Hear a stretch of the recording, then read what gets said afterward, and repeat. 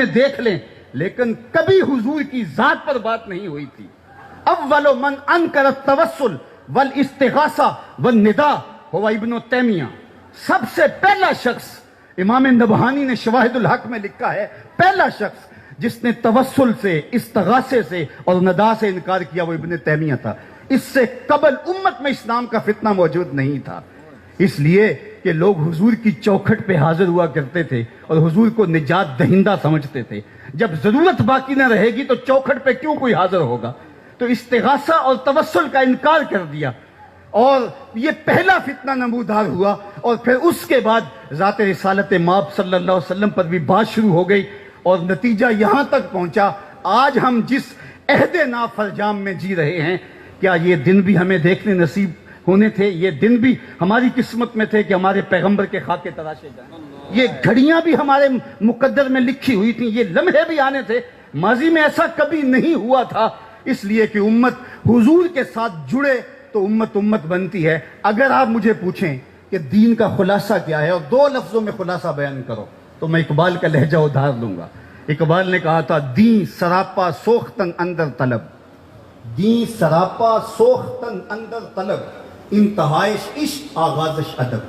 طلب محبوب میں تڑپنے کا نام دین ہے. جو ادب سے شروع ہوتا ہے عشق پہ ختم ہو جاتا ہے، اور جو دین ادب سے شروع ہو کے عشق پہ ختم نہیں ہوتا وہ دین ہی نہیں ہے. عشق ہی ابتدائے ذات، عشق ہی انتہائے ذات. عشق نہ ہو تو شرح و دین بت کدا تصورات، کچھ باقی نہیں بچتا. تو ذات رسالت مآب صلی اللہ علیہ وسلم سے دور کرنے کی بدکاری کی گئی. اور جن لوگوں نے امت کے مرض کی تشخیص کی، ابھی ایک لفظ یہاں بولا جا رہا تھا نباز اثر، تو اثر کی نبض پہ حضور ضیاء الامت نے ہاتھ رکھا اور مصنف کتب کثیرہ بننے کی بجائے ایک قرآن پہ کام کیا اور دوسرا کام انہوں نے حضور کی سیرت پہ کیا، تاکہ یہ زمانہ میرے رسول کی زلفوں کا اسیر ہو جائے. حضور کی غلامی اس کے رگ و ریشہ میں جب محو نفوذ ہو جائے گی، چونکہ محبت انسانوں کو، امت کو باہم جوڑتی ہے. یہاں میں ایک جملہ اور رک کے کہوں گا، دنیا کی جتنے بھی محبتیں ہیں یہ رقیب پیدا کرتی ہیں. ایک کے دو چاہنے والے آپس میں رقیب ہوتے ہیں، یہ میرا محبوب ہے تم نے کیوں دیکھا.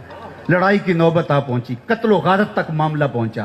حسن ہی اتنا قلیل ہے کہ صرف ایک کی ضرورت کو پورا کرتا ہے، دوسرا آیا نہیں، لڑائی ہوئی نہیں. یہ دنیا کی محبتیں رقیب پیدا کرتی ہیں. ایک کے دو چاہنے والے آپس میں رقیب ہوتے ہیں، لیکن میرے محمد عربی کے چاہنے والے آپس میں حبیب ہوتے ہیں.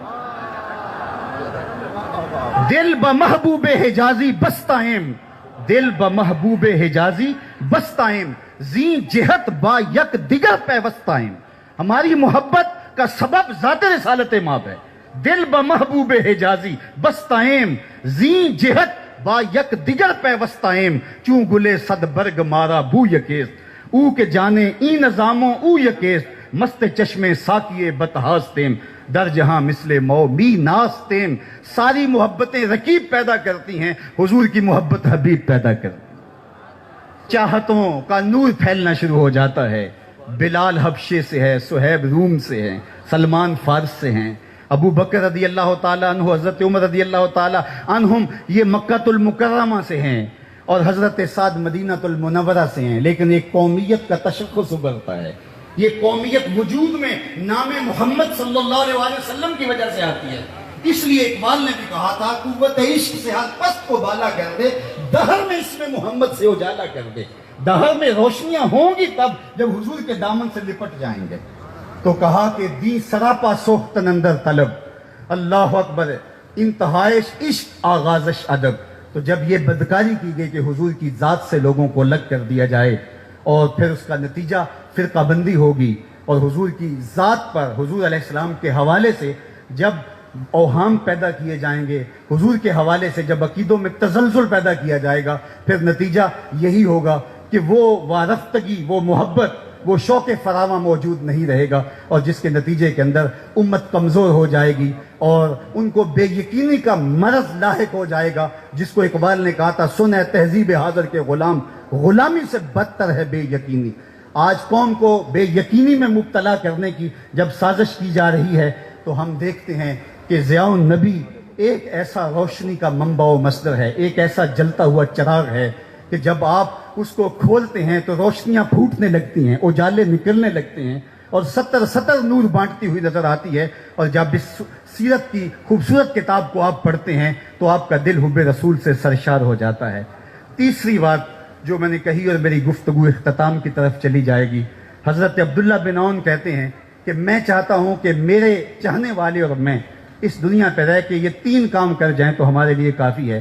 ایک تو لوگوں کو قرآن کی طرف لے کر آئیں، دوسری بات لوگوں کو حضور کی سنت اور حضور کی سیرت کی طرف لے کے آئیں، اور تیسرا کام میرا کرنے کا یہ ہے جو میں ارادہ رکھتا ہوں اور اپنے متبعین اور اپنے محبین اور اپنے ساتھیوں سے بھی اس کی توقع رکھتا ہوں، وہ یہ ہے کہ میری زبان سے کسی کے لیے کلمہ خیر کے علاوہ کچھ نہ نکلے۔ آج ہماری تقریریں، آج ہماری تحریریں، آج ہماری تدریس تشتت و افتراق کے بیج بونے لگے، اور امت پہلے ہی ٹکڑے ٹکڑے اور فرقہ فرقہ ہو، اور پھر ہم نئی فرقہ بندی کی بنیاد فراہم کر رہے ہوں، اور اس طرح سے ہم ایک دوسرے پر تان و تشنیع کے تیر برسا رہے ہوں، تو اس ماحول کے اندر ہم دیکھتے ہیں ضیاء النبی ہو یا ضیاء القرآن ہو یا سنت خیر الانام ہو، یہاں کس درد مندی کے ساتھ لوگوں کو حضور کی دہلیز پہ لانے کی کوشش کی جا رہی ہے۔ یہ لفظ چبھتے ہوئے نشتروں کی طرح اور تیروں کی طرح نہیں ہے، بلکہ یہ وہ شخص جو احساس زیاں بھی کھو بیٹھا ہے اور اس کا کارواں بھی لٹ چکا ہے، اس کو بتایا جا رہا ہے کہ تم نے کس طرح اپنے لٹے ہوئے قافلے کو دوبارہ آسودہ منزل کرنا ہے، اور کس طرح تم نے جو ہے وہ امت واحدہ بننا ہے۔ تو گویا یہ تیسرا کام اگر ہم دیکھیں تو ہمیں جو ہے وہ حضور ضیاء الامت کی صورت کے اندر، ان کے کام کی شکل کے اندر نظر آتا ہے۔ تو یہ 3 لوگ یار بیگانے تو بیگانے رہے، اپنے تو اپنے رہے، انہوں نے بیگانوں کے لیے بھی جو ہے وہ الفاظ کا چناؤ اتنا خوبصورت کیا ہے، اور لہجے میں اتنا درد اور اتنی محبت اور اتنی مٹھاس رکھی ہے کہ وہ بھی میرے حضور کی زلفوں کے اسیر ہو جائیں۔ ان کے لیے بھی چبن اور ان کے لیے بھی تانوں کے انداز سے بلایا نہیں گیا ہے، بلکہ اسلام کا جو طریق حکمت ہے وَجَادِلْهُمْ بِالَّتِي هِيَ أَحْسَنُ، اس کی عملی تصویر پیش کی ہے۔ کس کو پتھر مارے ناصر کون پر آیا ہے، دل کے شیش محل میں ایک ایک چہرہ اپنا لگتا ہے۔ اور آج ہم دیکھتے ہیں کہ پوری دنیا کا کوئی بھی مکتبہ ہو جہاں اردو سمجھی یا بولی جاتی ہے، چاہے کوئی جیسے بھی جو ہے وہ مزاج رکھتا ہو، وہاں ضیاء القرآن اور ضیاء النبی ضرور موجود ہوگی۔ یہ سچائی مانی نہیں جاتی، سچائی اپنا آپ منوا لیتی ہے۔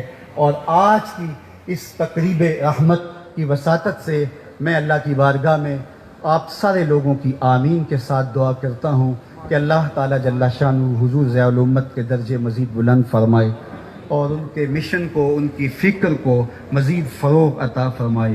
دنیا آخرت کی برکتیں اللہ ہم سب کی زندگیوں میں اتار دے۔ کی محمد سے وفا تو نے تو ہم تیرے ہیں، یہ جہاں چیز ہے کیا لوح و قلم تیرے ہیں۔ وآخر دعوانا ان الحمدللہ۔